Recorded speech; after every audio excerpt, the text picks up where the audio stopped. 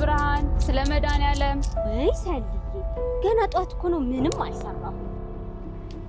ይሄው መቼ ማስደጎር ችግር የለም። ቶ በል አሁን ሂድና ፍጠን ለሚስት ድረስላት።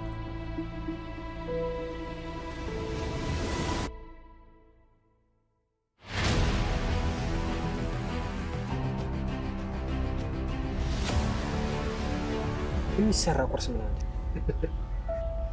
እኔ እኮ በጣም ነው የሚገርመኝ። ሰው ሁሉ ከቤቱ አይበላም እንዴ?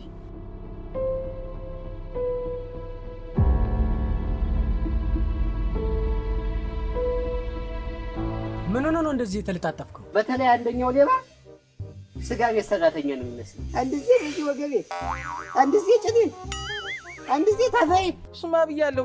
እንዲያው ምናልባሽ ብር ያስፈልገኝ እንደሆን ብዬ እኮ ነው። ነገር ግን ላገኘው ሁሉ ዝም ብለህ ገንዘብን እየሰራ እድገትም አይኖርም። እውነቱን ነው። እዚህ ለመጣ ሁሉ መስጠት አይጠበቅብህ። ከቅድም ጀምሮ በጣም ነው የተመቸኝ።